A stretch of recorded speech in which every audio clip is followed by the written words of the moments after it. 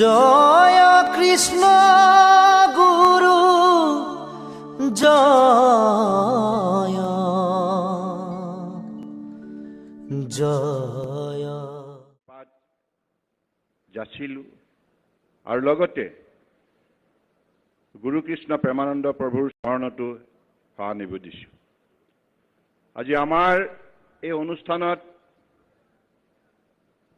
আমাৰ মাজত আহি উপস্থিত হৈ আমাৰ কৃষ্ণগুৰু বৈষ্ণৱপ্ৰাণ ভক্তবৃন্দৰ আমন্ত্ৰণ ৰক্ষা কৰি আমাক আশীৰ্বাদ দিবলৈ অহা ভাৰতবৰ্ষৰ মাননীয় উপৰাষ্ট্ৰপতি পৰম শ্ৰদ্ধেয় জগদীপ ধনখড় ডাঙৰীয়া আৰু তেখেতৰ সহধৰ্মিনী শ্ৰদ্ধেয়া ডক্টৰ শ্ৰীমতী সুদেশ ধনখড় ডাঙৰীয়ানী, অসমৰ মাননীয় ৰাজ্যপাল শ্ৰদ্ধেয় লক্ষ্মণ প্ৰসাদ আচাৰ্য ডাঙৰীয়া, অসম চৰকাৰৰ লোকপ্ৰিয় মুখ্যমন্ত্ৰী ডক্টৰ হিমন্ত বিশ্ব শৰ্মা ডাঙৰীয়া, BTRৰ মুখ্য কাৰ্যবাহী সদস্য মাননীয় প্ৰমোদ বড়ো ডাঙৰীয়া, ভক্তি মাতৃ কুন্তলা পাটোৱাৰী গোস্বামী ডাঙৰীয়ানী,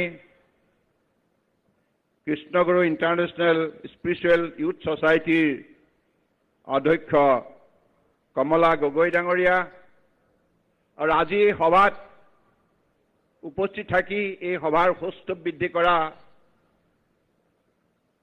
পৰম শ্ৰদ্ধাৰ অসম চৰকাৰৰ মাননীয় মন্ত্ৰীসকল, বিধায়কসকল, সাংসদসকল আৰু আমাৰ এই সভাত সমগ্ৰ ভাৰতবৰ্ষৰ পৰা আহি উপস্থিত হোৱা কৃষ্ণগুৰুৰ বৈষ্ণৱপ্ৰাণ ভক্তবৃন্দ আৰু সাংবাদিক বন্ধুসকল, জয় জয়তে আজি এই আধ্যাত্মিক সমাৰোহত অংশগ্ৰহণ কৰি আজি অসম তথা ভাৰতবৰ্ষৰ যিটো মানৱীয় বাতাবৰণ শক্তিশালী কৰাৰ ক্ষেত্ৰত আপোনালোকে লোৱা পদক্ষেপৰ বাবে মই মোৰ হৃদয়ৰ পৰা ভক্তিভাৱেৰে শ্ৰদ্ধা নিবেদন কৰিছোঁ। मैं आज मुझे इस अवसर पर ज्यादा नहीं बोलना है। मैं तो चाहूंगा कि हमारे देश की एक बड़े अनुभवी और हमारे लिए मार्गदर्शक परम आदरणीय उपराष्ट्रपति महोदय की हम उद्बोधनी सुनने के लिए अति हम इच्छुक हैं और हमारे सारे भक्तगण भी इच्छुक है। तो मैं चाहूंगा कि सभी प्रांतों से आए हुए परम आदरणीय धनखड़ जी आज इस सभा में सिर्फ असम और नॉर्थ ईस्ट के ही नहीं, यूपी, बिहार, हरियाणा, पंजाब से भी भक्तगण आए हुए हैं। हमारे गुरुदेव ने जो हमें मार्गदर्शन दी है और उन्होंने अपने वाणी के जरिए सारे मानव समाज को एकत्रित होकर भक्ति भावनाओं से एक मजबूत समाज निर्माण करने का जो भी उन्होंने हमें सलाह दी है, इसके वजह से आज कृष्णगुरु सेवाश्रम की सारे भक्तगण एक साथ मिलकर अलग अलग कार्यक्रम सफल बनाने में लगे हुए हैं। हमारे नई पीढ़ी, विशेष कर हमारे युवा देश की भविष्य है। हमारे देश के आदर्शवादी नेता, दुनिया के सबसे लोकप्रिय नेता प्रधानमंत्री नरेंद्र मोदी जी ने युवाओं को बढ़ावा देने के लिए, अधिक शक्तिशाली बनाने के लिए अलग अलग पिछले 10 साल के अंदर कार्यक्रम रचना की और उसको सही ढंग से सही समय पे लागू करने के वजह से आज हिंदुस्तान जाग उठा है और दुनिया में विश्व गुरु बनने के लिए हिंदुस्तान एकत्रित हुए हैं। आज विश्व का शांति के लिए ये जो आध्यात्मिक कार्यक्रम रचना की गई है और मैं तो चाहूंगा हमारे युवा आध्यात्मिक ज्ञान हासिल करे और बुरा क्या है भला क्या है इनका बीच का जो भी दूरी उनको देखे, पहचाने, आविष्कार करे, क्योंकि मानव और दानव ये समाज में दो शक्ति हमेशा बसे हुए हैं, लेकिन इनमें से दानव को दबाने के लिए मानवता को विशेष रूप से मान्यता देना होगा, अपने जीवन जीने के लिए एक आदर्श बनाना होगा। तो मैं तो चाहूंगा कि हमारे युवा शक्ति उसी दिशा पर अपने देश को मजबूत बनाने का काम करे और हिंदुस्तान का हजारों साल की जो भी हमारे आध्यात्मिक, सांस्कृतिक और सामाजिक हमारे मूल्यों का इतिहास है, इन चीजों को हमारे युवा समाज समझे, अध्ययन करे, अनुसंधान करे।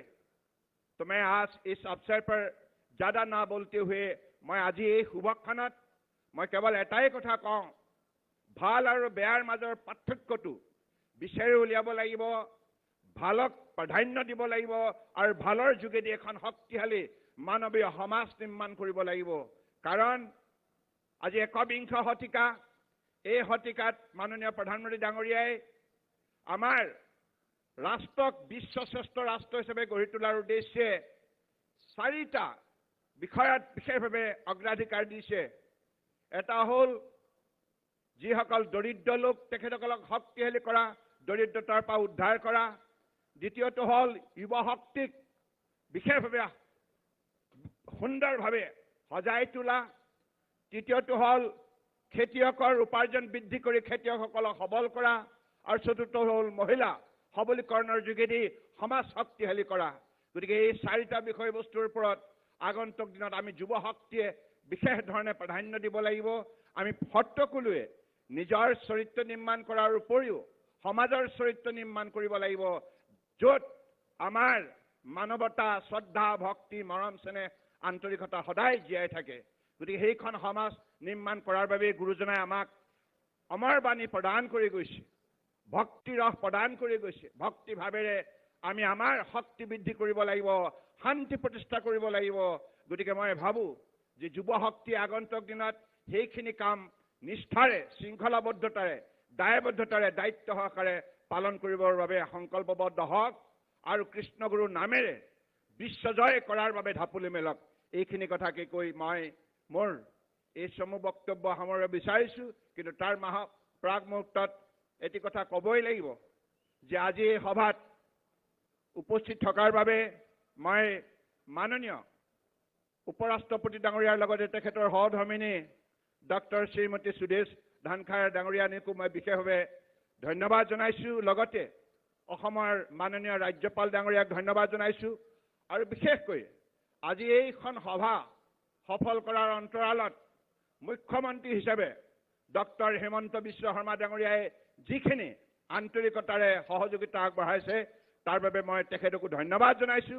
লগতে আজি এই সভাত বিশিষ্ট অতিথি হিচাপে থাকি আজি সভাক বিশেষভাৱে সহায় কৰাত প্ৰমোদ বড়ো ডাঙৰীয়াকো ধন্যবাদ জনাই আৰু সদৌ শেষত আমাৰ পৰম শ্ৰদ্ধাৰ গুৰুকৃষ্ণ প্ৰেমানন্দ প্ৰভুৰ চৰণত সেৱা জনাই সকলো ভকতৰ শ্ৰীচৰণত কোটি কোটি প্ৰণিপাত যাচি গুৰু কৃপা সকলোৰে মিলক, ইয়াকে কামনা কৰি মই মোৰ বক্তব্য সামৰিলো। জয় কৃষ্ণ গুৰু, জয় কৃষ্ণ গুৰু, জয় কৃষ্ণ গুৰু। ধন্যবাদ মহাশয়। এতিয়া মই আজিৰ অনুষ্ঠানৰ সন্মানীয় অতিথি অসমৰ মাননীয় মুখ্যমন্ত্ৰী ডক্টৰ হিমন্ত বিশ্ব শৰ্মা দেৱক তেখেতৰ বহুমূলীয়া ভাষণ প্ৰদান কৰিবলৈ বিনম্ৰ অনুৰোধ জনাইছোঁ।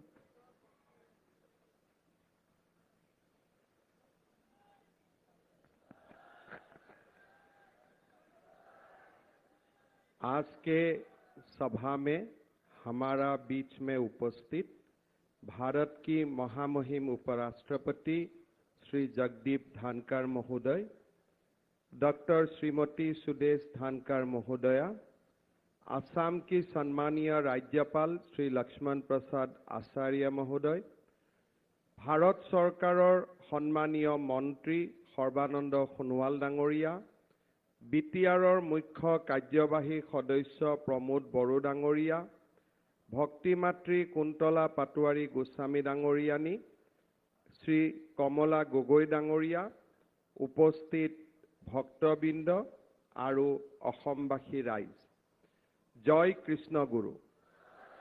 আজি कृष्णगुरु आंतर्जातिक आध्यात्मिक युव समाजर 21 द्विबार्षिक अधिवेशनत उपस्थित थकी অনুষ্ঠানটোৰ गरिमा বৃদ্ধি কৰাৰ বাবে মই ভাৰতৰ মহামহিম উপৰাষ্ট্ৰপতি শ্ৰী জগদীপ ধনখড় ডাঙৰীয়াৰ প্ৰতি গভীৰ কৃতজ্ঞতা জ্ঞাপন কৰিছোঁ আৰু অসমবাসী ৰাইজৰ হৈ তেখেতক এই পবিত্ৰ অসম ভূমিলৈ আদৰণি জনাইছোঁ। এই অনুষ্ঠানত উপস্থিত থাকি মই নিজেও ধন্য অনুভৱ কৰিছোঁ আৰু আমাৰ সকলোৰে শ্ৰদ্ধাৰ परम पूजनीय कृष्णगुरु प्रभु ईश्वरলৈ মই মোৰ সেৱা আগবঢ়াইছোঁ। ইয়াৰ লগতে কৃষ্ণগুৰু সেৱা আশ্ৰমৰ বৰ্তমানৰ গুৰু আমাৰ সকলোৰে শ্ৰদ্ধাৰ গুৰু কৃষ্ণ প্ৰেমানন্দ প্ৰভুৰ প্ৰতিও মই মোৰ ভক্তি ভৰা প্ৰণিপাত জনাইছোঁ। আজিৰ অনুষ্ঠানত উপস্থিত কৃষ্ণগুৰু সেৱা আশ্ৰমৰ বিভিন্ন বিষয়ববীয়া आध्यात्मिक युव समाजर प्रतिनिधिসকল আৰু কৃষ্ণগুৰু সেৱা আশ্ৰমৰ আই মাতৃসকল তথা সমূহ ভক্তবৃন্দক মই মোৰ সেৱা निवेदन কৰিছোঁ। कृष्णगुरु आध्यात्मिक युवा समाज के प्रतिनिधियों को संबोधित करने के लिए आज माननीय उपराष्ट्रपति श्री जगदीप धनखड़ जी हमारे बीच उपस्थित हुए हैं। मैं असम राज्यवासियों की ओर से असम की पवित्र भूमि पर श्री धनखड़ जी को स्वागत करता हूं। असम में आपकी उपस्थिति के लिए हम आपका आभार प्रकट करते हैं। देश के उपराष्ट्रपति का गरिमामय पद संभालने के बाद से श्री धनखड़ जी ने कई बार असम यात्रा किए हैं। अपनी असम यात्रा के दौरान उन्होंने जिन कार्यक्रमों में भाग लिया है उनमें से अधिकांश कार्यक्रम छात्रों और युवा पीढ़ी से संबंधित है। उन्होंने अपने पिछली असम यात्राओं के दौरान राज्य के कोई विश्वविद्यालय को छात्रों के साथ विचारों का आदान प्रदान किया है और नई पीढ़ी को संबोधित करते हुए कोई महत्वपूर्ण बात रखे थे। मूल्यबोध तथा 21वीं सदी की सूचना प्रौद्योगिकी की आधार पर वे युवाओं को राष्ट्र निर्माण में जुटने का आग्रह करते आ रहा है। आज के इस कार्यक्रम में उनकी उपस्थिति युवाओं के सशक्तिकरण के प्रति उनकी प्रतिबद्धता को फिर से दर्शाता है। कानूनी और विधायी क्षेत्र में अनुभव तथा सनातन भारतीय सभ्यता का ज्ञान से समृद्ध श्री धनखड़ जी हमें हमेशा प्रेरित करते आ रहा है। मुझे उम्मीद है कि आज के इस अवसर पर उनका ज्ञानवर्धक भाषण हमारे युवाओं को आध्यात्मिक ज्ञान के साथ साथ वैज्ञानिक मानसिकता और कर्ममुख सोच के साथ आगे बढ़ने के मार्गदर्शन प्रदान करेगा। प्राचीन कालर पराय आमार देश आध्यात्मिकता और ऐश्वरिक जागरणर महान केन्द्र हिसापे परिगणित হৈ আহিছে। भारतवर्ष आध्यात्मिक और दार्शनिक परम्परारे चहकी ऐतिह्यरे समृद्ध। भारतवर्षर पवित्र भूमिर पराय योग और ध्यानर धारणा और अनुशीलनर उन्मेष घटिছিল। এনে আধ্যাত্মিক কৌশলৰ সমান্তৰালভাৱে আমাৰ দেশৰ পবিত্ৰ ভূমিত বহু ধৰ্মীয় গ্ৰন্থ শাস্ত্ৰ আৰু মহাকাব্যৰ সৃষ্টি হৈছে, যিসমূহৰ অন্যতম হৈছে বেদ। স্বামী বিবেকানন্দই কৈছিল, বেদক হিন্দুসকলে ধৰ্ম উদ্ঘাটনৰ মাধ্যম স্বৰূপে লাভ কৰিছে। বেদবোৰ অনাদি আৰু অনন্ত। বিভিন্ন ব্যক্তিয়ে বিভিন্ন সময়ত যিবোৰ আধ্যাত্মিক শক্তি আৱিষ্কাৰ কৰি গৈছে, বেদবোৰ তাৰেই সঞ্চিত আধাৰ। এই আধ্যাত্মিক সত্যবোৰ যিসকলে আৱিষ্কাৰ কৰিছে, তেওঁলোককে ভাৰতীয় সভ্যতাই ঋষি বুলি মানি লৈছে।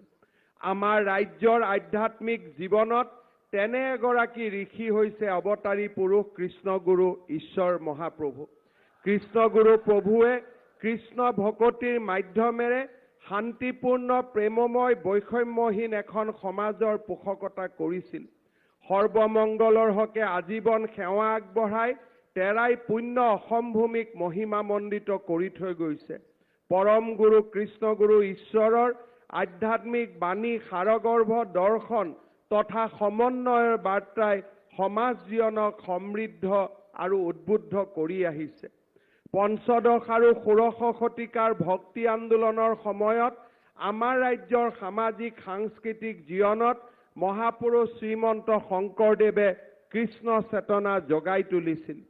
শ্ৰীমন্ত শংকৰদেৱে প্ৰদান কৰা এক শৰণ হৰিনাম ধৰ্মৰ তত্ত্ব অনুসৰি ভগৱান কৃষ্ণই হৈছে একক পৰম সত্তা আৰু তেওঁৰ উপাসনা কৰিলে জীৱনৰ আত্মিক কল্যাণ সাধন হয়। ভক্তই ভগৱানৰ নামৰ মাজতেই ভগৱন্তক বিচাৰি পাব পাৰে। যিজন ভকতে একান্ত চিত্তে ঈশ্বৰৰ নাম লয়, তেওঁৰ জীৱাত্মা পৰমাত্মাৰ সৈতে একীভূত হৈ পৰে আৰু সেই এনে ভকতক ঈশ্বৰৰ মূৰ্ত ৰূপ বুলি ভক্তি কৰিব পাৰি। মহাপুৰুষজনাৰ এনে ভাৱৰ সৈতে একাত্মতা প্ৰকাশ কৰি কৃষ্ণগুৰু প্ৰভু ঈশ্বৰেও সমাজলৈ অমৃত বাণী দি কৈছিল, আমি হৈছো কেৱল মাত্ৰ আত্মা। আমি পৰম পুৰুষ ভগৱান শ্ৰীকৃষ্ণৰ দাস। বিশ্ব মানৱৰ কল্যাণৰ বাবে কৃষ্ণগুৰুৱে মনৰ ভাৱ ব্যক্ত কৰি যিসমূহ বাণী আমাক দি গৈছে, তাৰ উদ্দেশ্য এই যে আমি যাতে এটা সৰ্বাংগ সুন্দৰ জীৱন নিৰ্বাহ কৰিব পাৰোঁ। কৃষ্ণগুৰুৱে মূল্যবোধ সম্পন্ন জীৱন ধাৰণৰ সমান্তৰালভাৱে আধ্যাত্মিক জ্ঞান আহৰণৰ ওপৰত গুৰুত্ব আৰোপ কৰিছিল।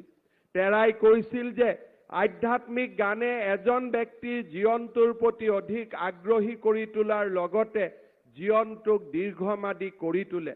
আধ্যাত্মিক জ্ঞানে ব্যক্তিৰ শৰীৰ আৰু আত্মাৰ মাজত ঐক্য স্থাপন কৰে আৰু একতাই হৈছে বিশ্ব শান্তিৰ মূল আধাৰ। 15শ শতিকাৰ শেষাৰ্ধত মহাপুৰুষ শ্ৰীমন্ত শংকৰদেৱৰ ভক্ত মনোহৰদেৱে প্ৰতিষ্ঠা কৰা নসত্ৰ ধামক নিজৰ আধ্যাত্মিক জ্ঞান আৰু সুযোগ্য পৰিচালনাৰে কৃষ্ণগুৰু প্ৰভু ঈশ্বৰে এক নতুন আয়তন প্ৰদান কৰিলে। আজিৰ পৰা 5 দশকৰ পূৰ্বে 1974 চনৰ আঘোণ মাহৰ ৰাস পূৰ্ণিমাৰ দিনটোত তেতিয়াৰ সুবৰ্ণকুৰৰ চৌপাশে থকা অটব্য অৰণ্যত অস্থায়ী কৃষ্ণঘৰ থাপনা তেৰাই প্ৰতিষ্ঠা কৰিছিল। কীৰ্তন ঘৰৰ থাপনা তেৰাই প্ৰতিষ্ঠা কৰিছিল। 12 বছৰ কৃষ্ণগুৰুৱে সুবৰ্ণকুৰৰ পাৰৰ দুৰ্গম অৰণ্যত সাধনা কৰিছিল। সেই সাধনাৰ জৰিয়তে লাভ কৰা জ্ঞানেৰে তেৰাই কৃষ্ণগুৰু সেৱাশ্ৰমৰ যি ভেটি গঢ়িলে, তাৰ পোহৰে আজি কৃষ্ণগুৰুৰ অনুগামীসকলৰ লগতে আমাৰ সমগ্ৰ অসমখনকে জ্ঞানৰ পোহৰেৰে আলোকিত কৰিছে। ভাৰতীয় আধ্যাত্মিক চিন্তা চেতনাত ভক্তিৰ সমানে কৰ্মৰ পোষকতা কৰা হৈছে। মহাপুৰুষ শ্ৰীমন্ত শংকৰদেৱৰ একশৰণ নাম ধৰ্মৰ অন্যতম বৈশিষ্ট্য হৈছে কৰ্ম সংস্কৃতি। শ্ৰীমন্ত শংকৰ গুৰুৰ দৰে কৃষ্ণগুৰু প্ৰভু ঈশ্বৰেও আধ্যাত্মিক চিন্তাৰ সমানে কৰ্মক গুৰুত্ব দিছিল। সেই বতৰৰ খেতিৰ সময়ত তেৰাই নিজৰ ভূমিত নিজে খেতি কৰি আদৰ্শ দেখুৱাইছিল। আজিও নসত্ৰৰ ভূমিত সম্পূৰ্ণ জৈৱিক পদ্ধতিৰে কৃষি কৰ্ম কৰি অহা হৈছে।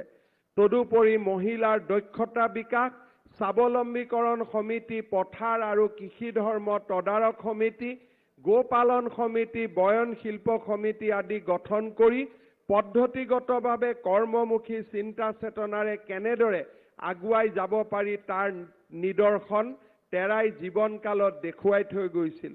কৃষ্ণগুৰু প্ৰভু ঈশ্বৰৰ কৰ্মৰ প্ৰতি এই আগ্ৰহ সঁচাকৈ আমাৰ যুৱ সমাজৰ বাবে অনুকৰণীয়। কৃষ্ণগুৰু প্ৰভু ঈশ্বৰে আধ্যাত্মিক চিন্তা চৰ্চাৰে সমাজখনক আগুৱাই দিবলৈ বিদ্যালয় শিক্ষাৰ সৈতে আধ্যাত্মিক শিক্ষা প্ৰদানৰ পোষকতা কৰিছিল।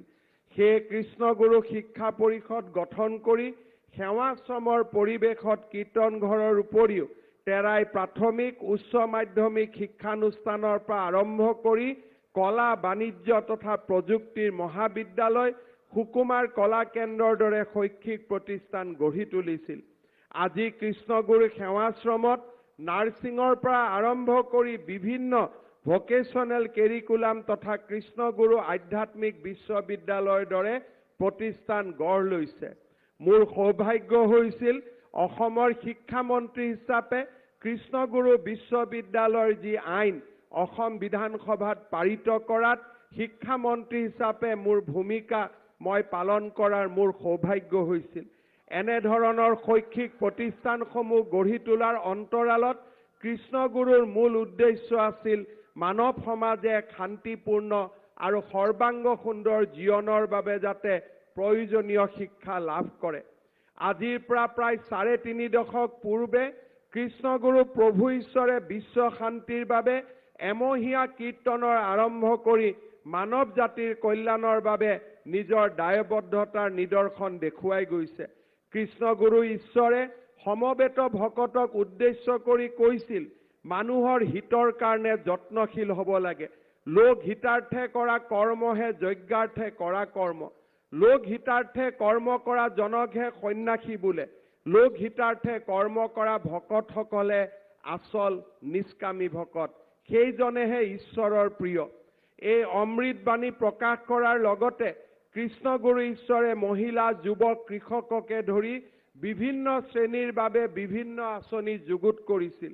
কৃষ্ণগুৰু দৰিদ্ৰ নাৰায়ণ সেৱা আঁচনি, দুৰ্গতক সাহায্য প্ৰদান আঁচনি, চিকিৎসা সেৱা আঁচনি, কৃষি সেৱা আঁচনি, প্ৰাপ্তবয়স্ক শিক্ষা আঁচনি, কাৰিকৰী প্ৰশিক্ষণ আঁচনি, দক্ষতা বিকাশ আদি আঁচনিয়ে সমাজৰ দুৰ্বল আৰু দৰিদ্ৰ শ্ৰেণীৰ বহু লোকক উপকৃত কৰিছিল। এনেধৰণৰ পদক্ষেপ গ্ৰহণ কৰি কৃষ্ণগুৰু প্ৰভু ঈশ্বৰে সমাজলৈ এক জ্ঞানগৰ্ভ বাৰ্তা দি গৈছে যে ঈশ্বৰ ভকতিৰ সমান্তৰালভাৱে সমাজখন কৰ্মযুগৰ ভাৱনাৰেও উদ্বুদ্ধ হ'ব লাগিব। এক প্ৰকাৰ কৃষ্ণগুৰু প্ৰভু ঈশ্বৰ ধৰ্ম সংস্কৃতি আৰু কৰ্ম সংস্কৃতিৰ এক মূৰ্ত প্ৰতীক আছিল। উপযুক্ত দক্ষতা আহৰণেৰে নিজৰ লগতে ৰাজ্যখনক স্বাৱলম্বিতাৰ দিশত আগুৱাই নিয়াৰ বাট আমি সকলোৱে সন্মিলিত প্ৰচেষ্টাৰে প্ৰশস্ত কৰিব লাগিব। এক পৰিৱৰ্তনমুখী চিন্তা চেতনাৰে কৃষ্ণগুৰু প্ৰভু ঈশ্বৰে প্ৰায় 3 দশক পূৰ্বে কৃষ্ণগুৰু আধ্যাত্মিক যুৱ সমাজৰ দৰে এটা মহৎ অনুষ্ঠানৰ জন্ম দিছিল, যাৰ মুখ্য উদ্দেশ্য হৈছে এক জনহিতৈষী আধ্যাত্মিক ভাৱাপন্ন বিশ্ব সৃষ্টি কৰা। কৃষ্ণগুৰু প্ৰভু ঈশ্বৰৰ সেই পৰিকল্পনা ৰূপায়ণৰ দায়িত্ব অৰ্পণ কৰিছে তেৰাৰ শৰণাগত সকলো যুৱক যুৱতীৰ ওপৰত। কৃষ্ণগুৰুৱে যি লক্ষ্যৰে এই সমাজ গঠন কৰিছিল তথা দৰিদ্ৰ নাৰায়ণ, দৰিদ্ৰ শিক্ষাৰ্থী, ৰোগাগ্ৰস্ত লোকৰ সহায়ৰ বাবে যুৱ সমাজৰ ওপৰত এই সমাজৰ জৰিয়তে যি দায়িত্ব ন্যস্ত কৰি থৈ গৈছে, সেইসমূহৰ সাৰ্থক ৰূপায়ণ প্ৰতিগৰাকী যুৱক যুৱতীয়ে নিষ্ঠাৰে প্ৰয়াস সফল কৰাৰ বাবে নিষ্ঠাৰে প্ৰয়াস কৰিব লাগিব। কৃষ্ণগুৰু প্ৰভু ঈশ্বৰৰ আদৰ্শ চিন্তা আৰু কৰ্ম অনুসৰণ কৰি তাৰ দ্বাৰা নিজকে উদ্বুদ্ধ কৰিব লাগিব। আধ্যাত্মিকতাৰ সমান্তৰালভাৱে কৃষ্ণগুৰু প্ৰভু ঈশ্বৰে আত্মনিৰ্ভৰশীলতাৰ যি বীজ ৰোপণ কৰিছিল, সেই বীজক এডাল পৰিপক্ক বৃক্ষলৈ আমি ৰূপান্তৰ কৰিব লাগিব। কৃষ্ণগুৰু প্ৰভু ঈশ্বৰে যি ধৰণে এখন আত্মনিৰ্ভৰ সমাজৰ ওপৰত গুৰুত্ব দিছিলে, সেই ধৰণে आमार प्रधानमंत्री नरेंद्र मोदी डांगरियायো आत्मनिर्भर भारतर उपरत আজি तेखेते समग्र जीवन अर्पण करिছে। এখন उद्यमी যুৱ সমাজ, কৰ্মমুখী যুৱ সমাজ, যি উদ্যমী কৰ্মমুখী যুৱ সমাজে ভাৰতবৰ্ষক বিশ্বৰ সকলোতকৈ শক্তিশালী ৰাষ্ট্ৰত পৰিণত কৰিব খোজে, তাৰ কল্পনা প্ৰধানমন্ত্ৰী নৰেন্দ্ৰ মোদীয়ে আজি আমাৰ লগত একেলগে সেই কল্পনাক বাস্তৱলৈ ৰূপান্তৰ কৰাৰ বাবে আজি তেখেতে অহোপুৰুষাৰ্থ কৰিছে। 2047 চনৰ ভিতৰত ভাৰতক এখন সৰ্বশক্তিমান ৰাষ্ট্ৰলৈ পৰিৱৰ্তন কৰাৰ ওপৰত গুৰুত্ব দিছে। যুৱ শক্তি আৰু নাৰী শক্তিক লৈ তেখেতে আমাৰ সমাজ পৰিৱৰ্তনৰ সপোন দেখিছে। মই বিশ্বাস কৰোঁ আমাৰ সকলোৰে প্ৰচেষ্টাত এই ভাৰতবৰ্ষক আমি বিশ্বগুৰুলৈ আকৌ এবাৰ ৰূপান্তৰ কৰাত সফল হ'ম। মই আজি কৃষ্ণগুৰু আন্তৰ্জাতিক আধ্যাত্মিক সমাজৰ সকলো প্ৰতিনিধিক কৃষ্ণগুৰু প্ৰভু ঈশ্বৰৰ মহান আদৰ্শ আৰু দৰ্শনেৰে দীক্ষিত হৈ দেশ নিৰ্মাণৰ লগতে মানৱ জাতিৰ কল্যাণৰ কৰ্মযজ্ঞত নিজক নিষ্ঠাৰে আত্মনিয়োগ কৰিবলৈ আহ্বান জনাম। আপোনালোকৰ প্ৰচেষ্টাই মহান ভাৰতীয় সভ্যতা আৰু ভাৰতীয় আধ্যাত্মিক চিন্তা চেতনাই অধিক প্ৰবলভাৱে বিশ্বৰ চুকে কোণে প্ৰসাৰিত হ'ব। মই আশা কৰোঁ যে আমাৰ সকলোৰে প্ৰেৰণাৰ প্ৰতীক গুৰু কৃষ্ণ প্ৰেমানন্দ প্ৰভুৰ আজি পথ প্ৰদৰ্শনত আমি সকলোৱে কৃষ্ণগুৰু প্ৰভু ঈশ্বৰৰ আদৰ্শক বাস্তৱত ৰূপায়ণ কৰিব পাৰিম। পুনৰ এবাৰ মই আপোনালোকক এই আন্তৰ্জাতিক যুৱ সন্মিলনৰ সফল পৰিচালনাৰ বাবে धन्यवाद और अभिनंदन जनाइछु। आज के इस कार्यक्रम में अपनी गरिमामय उपस्थिति से हमें उत्साहित करने के लिए मैं फिर एक बार भारतवर्ष की उपराष्ट्रपति महोदय को आसाम वासियों का ओर से पुनः धन्यवाद ज्ञापन करता हूं।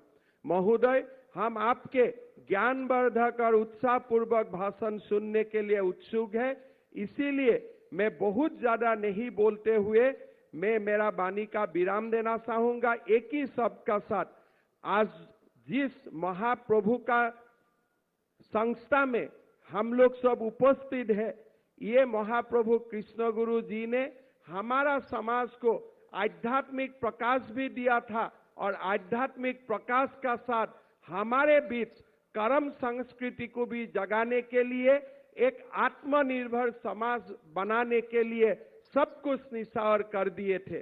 मेरा सौभाग्य हुए थे कि कोई बार उनको मिलने का और उनका आशीष प्राप्त करने का। मैं आशा करता हूं कि कृष्ण गुरु प्रभु ईश्वर ने हमें जो रास्ता दिखा के गया है, वही रास्ता से आगे चलकर ये असम को भी हम गरिमामयी बनाऊंगा और भारतवर्ष को भी विश्व की सबसे बड़ा राष्ट्र बनाऊंगा। यही संकल्प का साथ मैं मेरा वाणी को विराम देता हूं। प्रेमानंद प्रभु ईश्वर को दोबारा प्रणाम करता हूं। कृष्ण गुरु प्रभु ईश्वर हम सबको आशीष दे, इसका कामना करते हुए मैं मेरा वाणी को विराम देता हूं। बहुत बहुत धन्यवाद। जय हिंद, वंदे मातरम। धन्यवाद महाशय। अब मैं असम के माननीय राज्यपाल श्री लक्ष्मण प्रसाद आचार्य जी से निवेदन करूंगी कि वे कृपया इस भव्य सभा को संबोधित करें।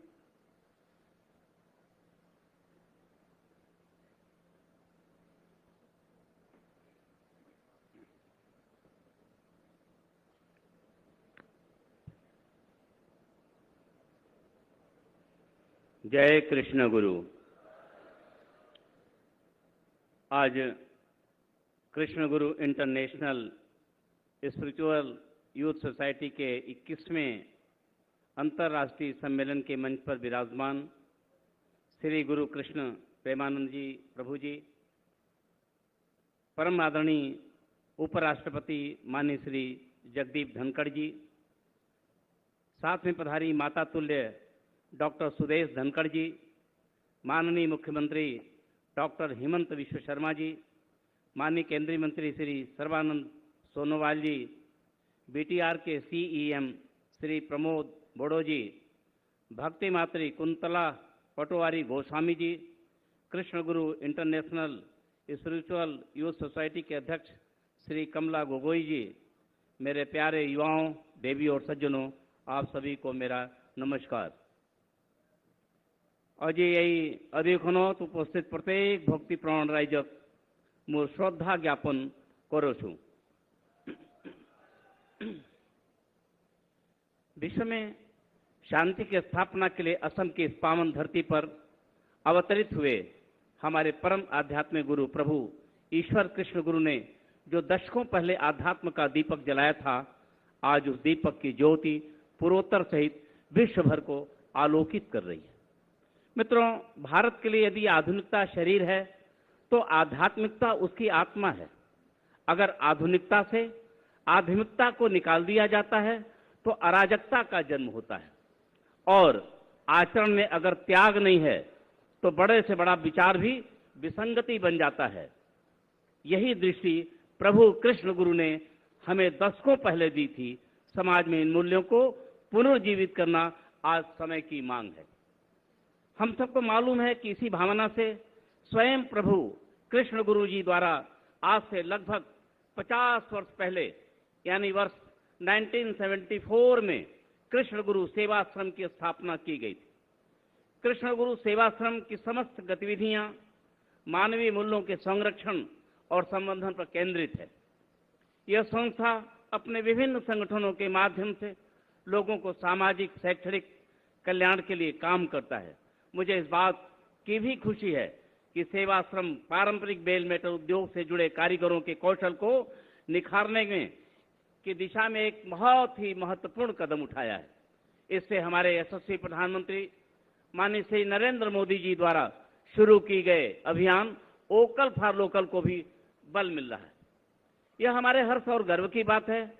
आदरणीय प्रधानमंत्री श्री नरेंद्र मोदी जी के कुशल नेतृत्व में केंद्र सरकार पूर्वोत्तर के पारंपरिक कौशल को वैश्विक बाजार से जोड़ने के लिए ठोस प्रयास कर रही है, ताकि इस क्षेत्र को एक नई पहचान और बाजार मिल सके। मैं समझता हूं कि कृष्ण गुरु सेवाश्रम इस अवसर का पूरा सदुपयोग करेगा, और इसी के साथ मेरा विश्वास है कि आप कृष्ण गुरु के आदर्शों से आध्यात्मिक ऊर्जा प्राप्त करके राज्य के विकास और समृद्धि में अपनी महत्वपूर्ण भूमिका निभाएंगे। यह यूथ सोसाइटी कृष्ण गुरु प्रेमानंद प्रभु के सफल निर्देशन में जनसेवा के अनेक कार्य कर रही है। इससे जुड़े हजारों युवा प्रभु ईश्वर को दिखाए रास्ते पर चलकर लोक कल्याण का काम कर रहे हैं, जो अत्यंत मंगलकारी है। हमारे पूज्य ऋषियों ने उपनिषदों में तमसो मा ज्योतिर्गमय मृत्यो मा मृतगमय की प्रार्थना की, यानी हम अंधकार से प्रकाश की ओर बढ़े, मृत्यु से परेशानियों से अमृत की ओर बढ़े। अमृत और अमृतत्व का रास्ता बिना ज्ञान से प्रकाशित नहीं होता। इसलिए अमृत काल का यह समय हमारे ज्ञान, शोध और इनोवेशन का समय है।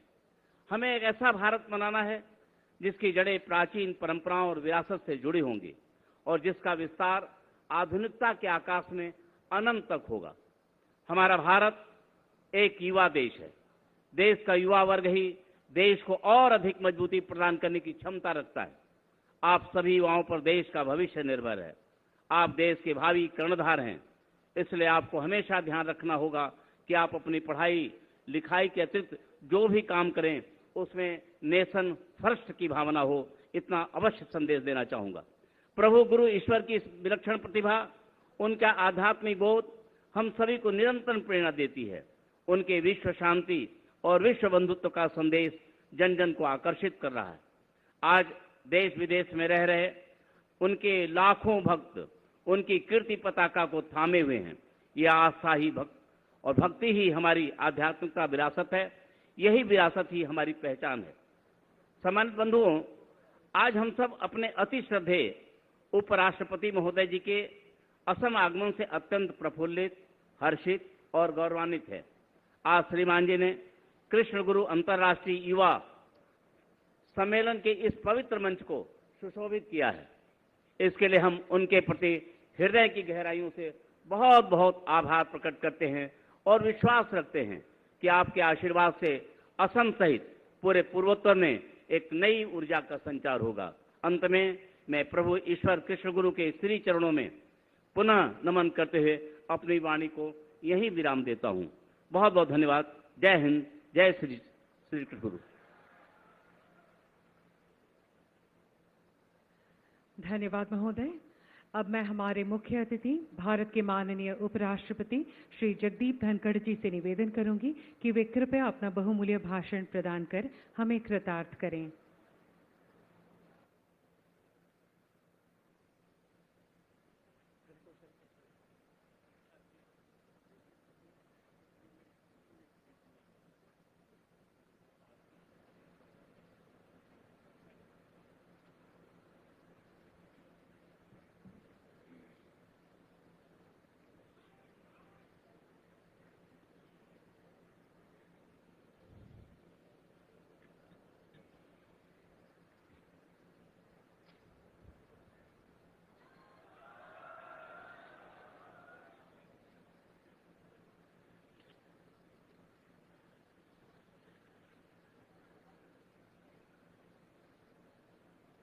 जय कृष्ण गुरु, जय कृष्ण गुरु, जय कृष्ण गुरु। श्रद्धे श्री गुरु कृष्ण प्रेमानंद जी महाराज, आपके चरणों में नमन।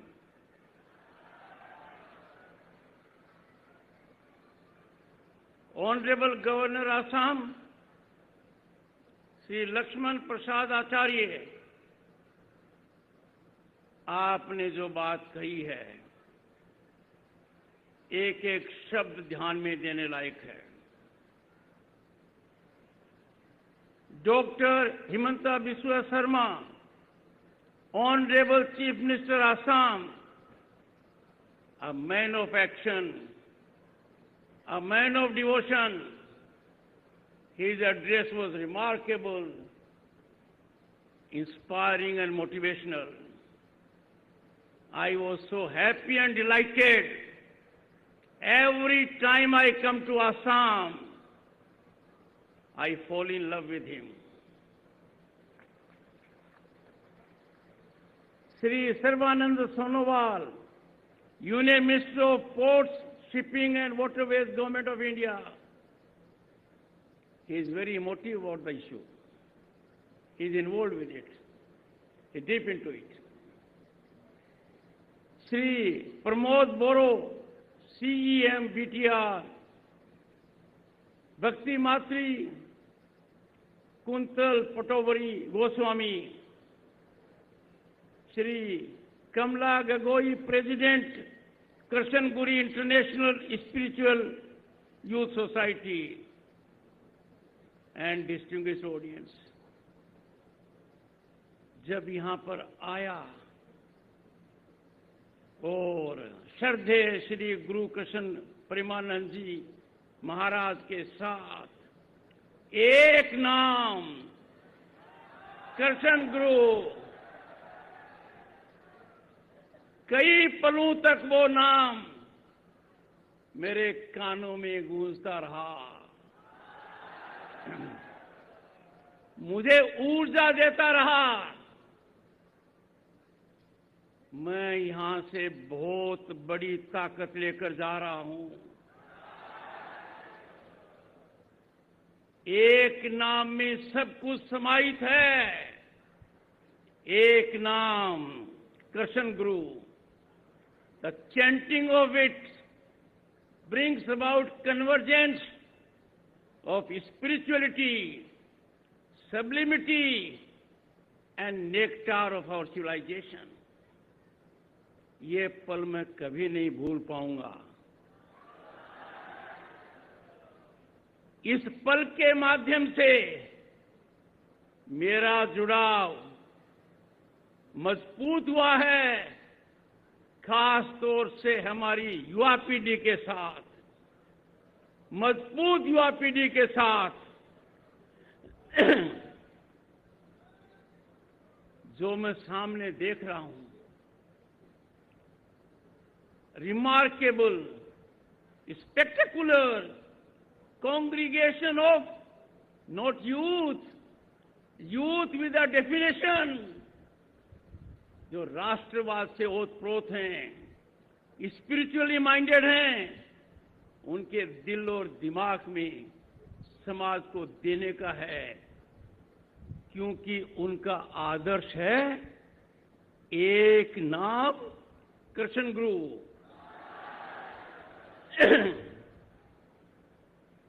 What I saw here, friends, is manifestation of powerful divine energy. That divine energy कहां से आई? परम पूज्य कृष्ण गुरु जी से। He embodies the essence of divine grace, illuminating hearts of his devotees with his teachings of love, service and humanity. अंदाजा लगाइए, उनके वचन अमृत हैं, सबके दिलों को जोड़ते हैं, प्यार से, सद्भावना से। जब ऐसा विचार मन को प्रफुल्लित करता है तो दिल, दिमाग और आत्मा एक होकर एक ही बात कहती हैं, एक नाम कृष्ण गुरु। दोस्तों, we are just a couple of days from Diwali. Deepavali का पर्व हम कैसे मनाते हैं, कितने दिए जलाते हैं। हाल के वर्षों में thanks to prime minister Narendra Modi, Ayodhya की दीपावली में एक नया रंग आ गया है। मैंने तो दीपावली से पहले दीपावली देख लिया। दिस असेंबली रिमाइंड्स मी, क्योंकि जो भी नवयुवक मेरे सामने है वो दिए से कम नहीं है। दिया तपस्या करता है और औरों को प्रकाशमयी बनाता है। फ्रेंड्स, परम पूज्य Krishna Guru ji work towards spirituality and service reminds us that we are living tradition. आखिर हमारे देश और दुनिया के और देशों में फर्क क्या है? हमारी जो 5000 साल की सांस्कृतिक विरासत है, a cultural heritage of 5000 years, unparalleled in the world, इसको जीवित जिन महापुरुषों ने रखा है, बड़ा प्रयास कर रखा है, चुनौतियों का सामना करते हुए रखा है, उनमें there is a star in the sky, एक नाम Krishna Guru. Friends, Guwahati is truly the ideal venue of this conclave. इससे सुंदर कौन सा स्थान होगा? The north east region of India. मैं तो राजस्थान से आया हूं। माननीय मुख्यमंत्री जी मुझे यहां कई जगह ले गए हैं। मैंने जब देखा है, क्या देखा है? Breathtaking landscape of rolling hills, verdant valleys, tranquil rivers, और ये सब एक ऐसा वातावरण, ऐसा अलौकिक वातावरण बनाते हैं जहां spirituality and wellbeing of humanity दिल और दिमाग में छा जाती है। Friends, this region unalloyed beauty creates an atmosphere of peace conducive to introspection and meditation, allowing a deeper exploration of spirituality and a greater appreciation for interconnectedness of life. आज के दिन सबसे बड़ी चुनौती है सोचने का वातावरण होना चाहिए। 10 साल पहले के हालात थे, हम विचलित थे, हम चिंतित थे। There was an atmosphere of doom and gloom. Now what we see is an atmosphere of hope and possibility. इन्हीं महापुरुषों के योगदान की वजह से आज हमारा भारत प्रधानमंत्री नरेंद्र मोदी के नेतृत्व में दुनिया के हर कोने में महत्व रखता है। ऐसा पहले कभी नहीं हुआ हाल के वर्षों में। मित्रों, friends, I am in north east with natural harmony invites all who visit for self-discovery, inner peace. मुझे तो आज यहां आकर इनर पीस की एक नई भावना मिली है। आज मैं यहां आकर धन्य हो गया। जो धन मैं यहां से लेकर जा रहा हूं, उसकी ताकत का अंदाजा लगाना मुश्किल है। आवर स्पिरिचुअल हेरिटेज, और दुनिया में कहीं ऐसी हेरिटेज नहीं मिलेगी, unparalleled and unique. Our spiritual heritage is a treasure trove of wisdom encapsulated in texts, Ramayana, Mahabharata, Bhagavad Gita. एक एक पर ध्यान दीजिए, कितना बड़ा ज्ञान रखा हुआ है। उस ज्ञान की आवश्यकता है हमारे यूथ को, क्योंकि भारत का भविष्य हमारे नवयुवकों के हाथ में है। और जो ये मूल मंत्र है, जो सफलता की कुंजी है, जो हमारी सांस्कृतिक विरासत में है, उसको जीवित और जीवंत रखने में प्रमुख भूमिका निभाई है एक नाम, करसन गुरु। These timeless repositories of spiritual knowledge provide insights into ethical living, selfless action, and importance of duty. ये तीनों की तीनों बातें हमारे नवयुवकों को ध्यान में रखने के लिए जरूरी है। आपका आश्रम उत्तम हो, आपका आश्रम इथिकल हो, उसमें कोई विकार न हो। आप काम सिर्फ स्वयं के लिए नहीं करें, समाज के लिए करें। राष्ट्र आपके सोच की धुरी होनी चाहिए, राष्ट्र को प्राथमिकता मिलनी चाहिए। हम भारतीय हैं, भारतीयता हमारी पहचान है, और इस पहचान के लिए हम अपना सब कुछ लुटाने को तैयार हैं। ये संदेश दिया है एक नाम, करसन गुरु। आज के दिन हम जीने के लिए नहीं जी सकते। जो सिर्फ जीने के लिए जीते हैं, वो हमारे महापुरुषों का अनादर करते हैं। हमारे महापुरुषों ने हमें एक दृष्टिकोण दिया है, एक बड़ा उद्देश्य दिया है, और इसीलिए तो हमारे शास्त्रों में कहा गया है वासुदेव कुटुंबकम। ये हमारा सोच है। हम सीमित नहीं हैं, हम में सब कुछ समाहित है, हम पूरा उसका एक हिस्सा हैं। And these scriptures, Ramayana, Mahabharata, Bhagavad Gita, Upanishad, Veda हमें क्या रिमाइंड करती हैं? That action should be guided by higher purpose, benefiting not only us but others, also our communities. That message deeply resonates today. उस मैसेज की गूंज आज मैंने कानों में देखी है। परम पूज्य के साथ जब ध्वनि हुई, उच्चारण हुआ एक नाम, कृष्ण गुरु। और ये जो गतिविधियां हैं, they are not limited only to conclaves. There is Krishna Guru आध्यात्मिक विश्वविद्यालय। It plays inestimable role in nurturing Bharatiya youth.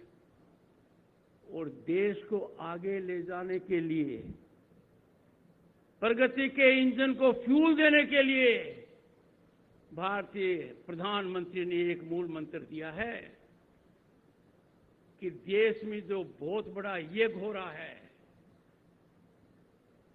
जिस यज्ञ का उद्देश्य है 2047 में भारत एक विकसित भारत बने, श्रीमान नरेंद्र मोदी जी ने कहा है इसमें सबसे बड़ी आहुति हमारे नवयुवकों की है। You are the most vital stakeholders of governance and democracy. You are fuel to the engine that will make us developed nation at 2047. आपके कंधों पर जो भार है, मेरे मन में कोई शंका नहीं है। I have full confidence, hope and optimism कि जिन लोगों के अंदर, जिनके मन में कृष्ण गुरु की भावना का संचार है, वो देश के लिए समर्पित हैं। उनका संकल्प एक ही है कि हर हालत में मेरा भारत, मेरा राष्ट्र सर्वोपरि है। I will always keep nation first. I will never compromise nationalism. I will never give precedence to personal or other considerations over national interest. और ऐसा वातावरण है इस विश्वविद्यालय में, young minds can explore depth of spirituality, ethics and philosophy, fostering a sense of fulfilling. और एक बात जरूर कहूंगा, भारत को समझिए। Bharat is home to 1/6 of humanity. Bharat is a civilisation oldest in the world. Bharat is a democracy most vibrant and functional. Bharat at the moment is a rising economy like no other economy. हम दुनिया की 5वीं महाशक्ति हैं। एक साल में जर्मनी और जापान को पीछे छोड़कर तीसरी बनेंगे। ये सब यूथ के द्वारा है, ये आपके द्वारा है। आपका रोल बहुत बड़ा है। तो मैं आपसे 3 बातें कहता हूं, उन 3 बातों पर खास गौर कीजिए। The 3 principles that will help our youth to be part of transformative mechanism in the country are: किसी भी हालत में स्पिरिचुअलिटी से दूर मत हटिए।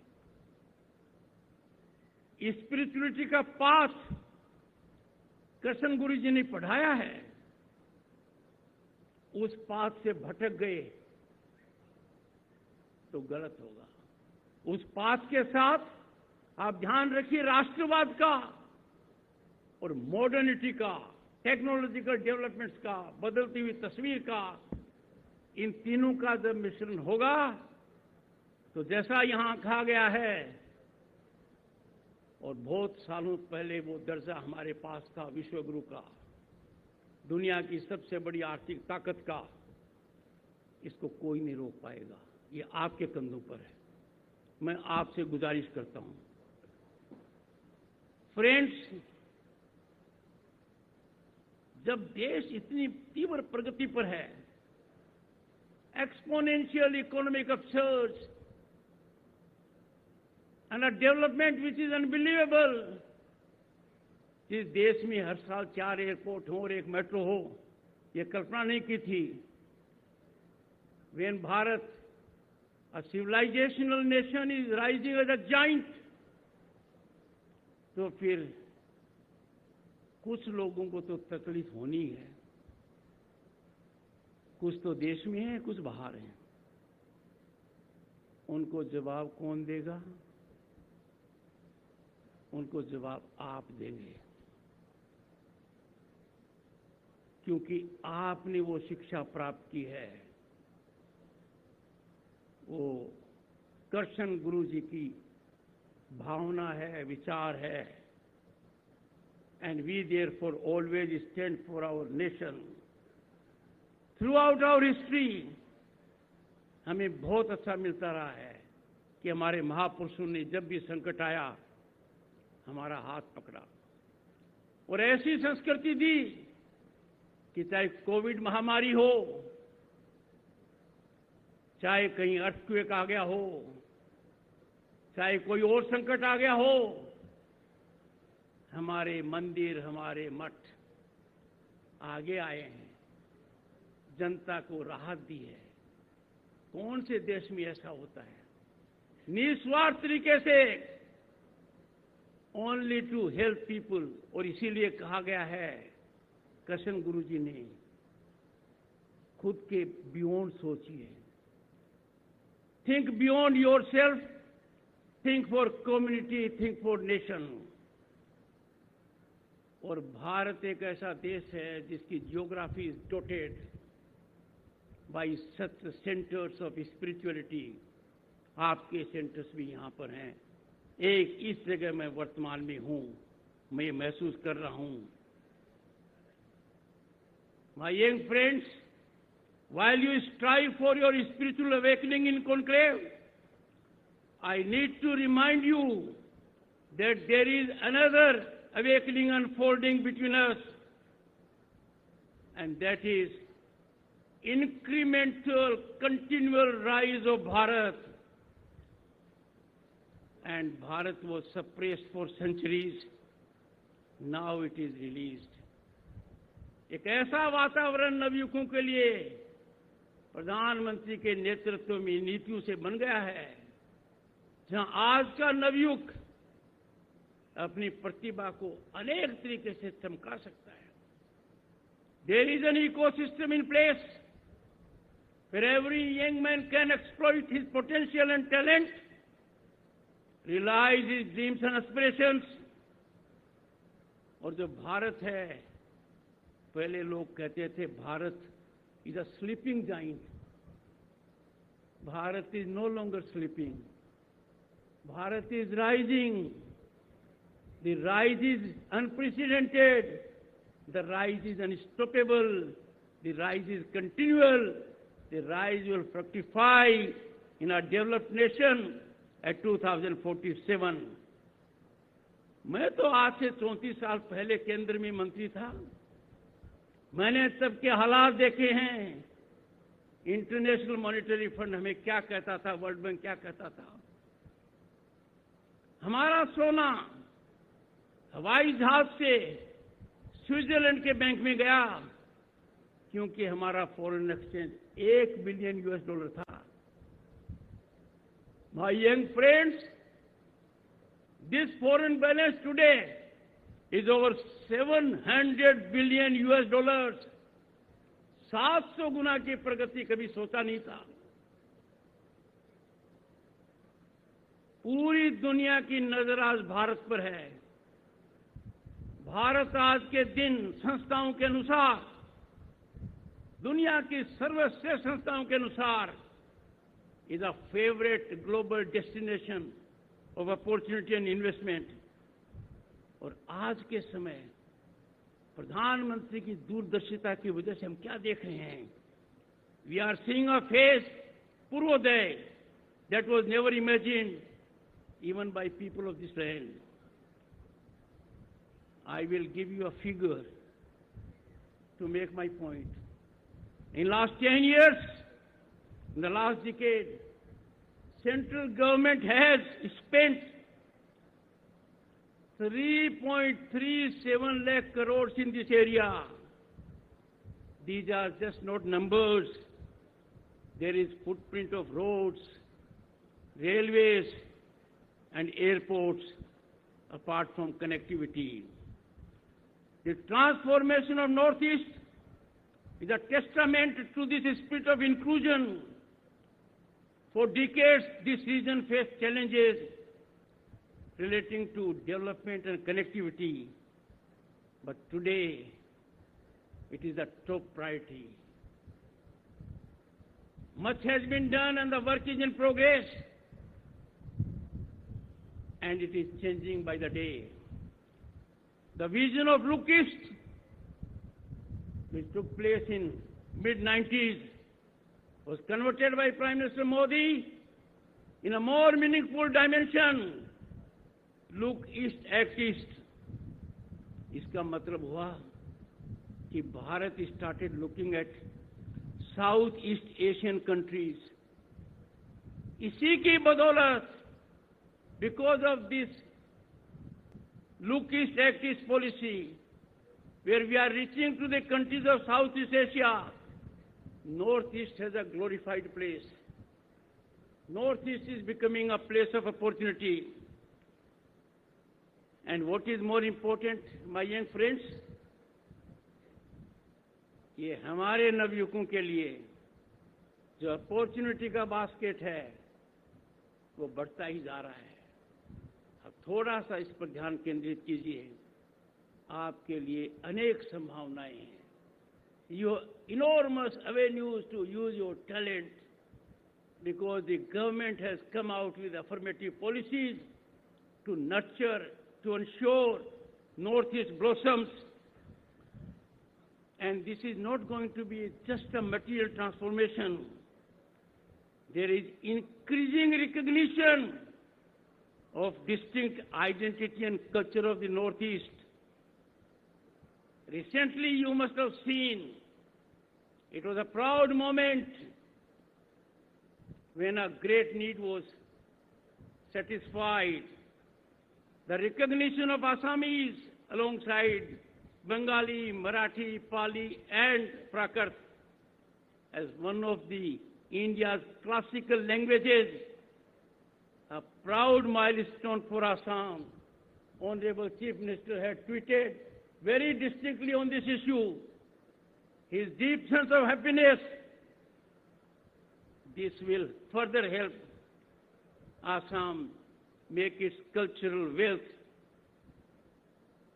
the rich cultural wealth, the vernacular tapestry of Assam will now reach out everywhere. My friends, you have to be frontline participants in unfolding this renaissance in Northeast.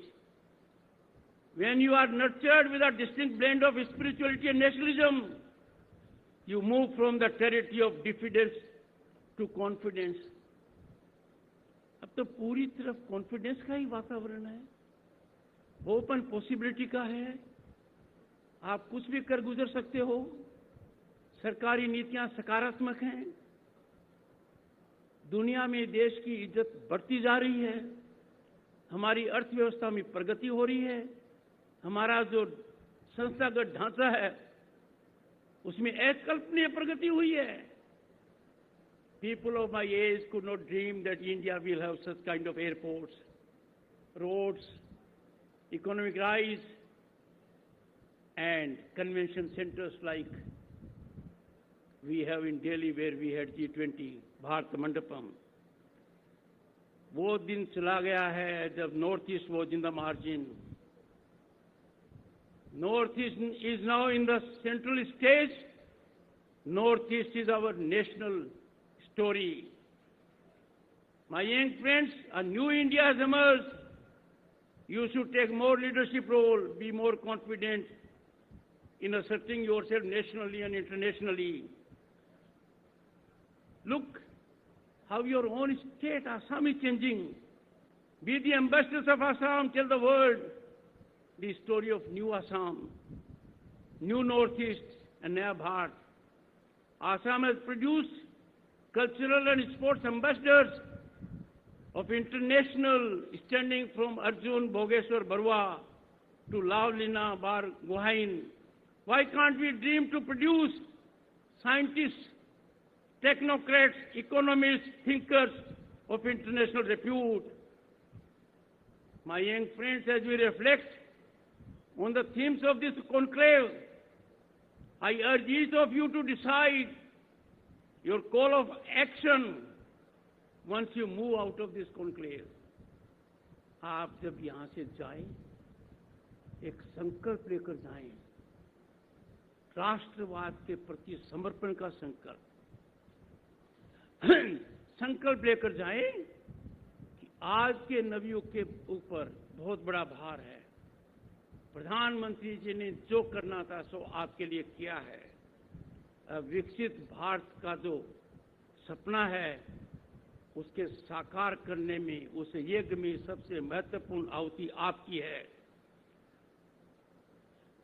North East needs healing touch, and that can be guided by एक नाम, कृष्ण गुरु। एक नाम कृष्ण गुरु को दृष्टिगत रखिए, north east में healing touch आएगा। And let our youth be ambassadors of this thought process. Engage with your communities, listen the voices of marginalized, stand firm on your commitment to justice, peace and nationalism. Let us remember, my young friends, that spirituality has some inbuilt qualities: love, compassion, patience, tolerance, forgiveness, and a sense of responsibility. As we promote these values, we sow the seeds for a peaceful and just world. और दुनिया में यदि अगर कोई देश piece, harmony और happiness की सोचता है तो वो भारत है। और यही हमारी सांस्कृतिक विरासत है और यही हमारा सोच होना चाहिए। और इस सोच को आगे बढ़ाने के लिए सबसे ज्यादा जरूरी है कि हमारे राष्ट्रवाद की नींव मजबूत हो, अनशेकेबल हो। जो भी कोई इसको थोड़ा कम करना चाहता है, चोट पहुंचाना चाहता है, I call upon the youth to neutralise these sinister forces with all energy at your command. और थोड़ी भी आपको दिक्कत आए तो एक सेकंड सोचिए, एक नाम कृष्ण गुरु।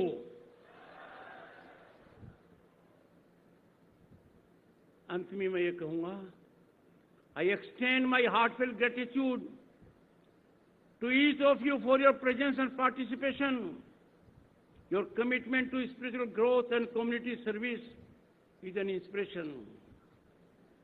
May this conclave empower you to preserve our rich spiritual heritage, nurture the spirit of nationalism, and inspire you to lead a life of service and integrity.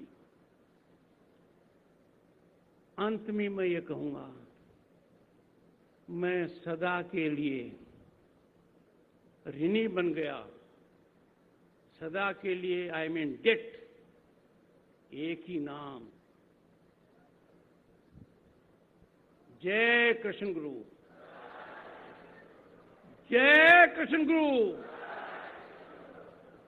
जय कृष्ण गुरु।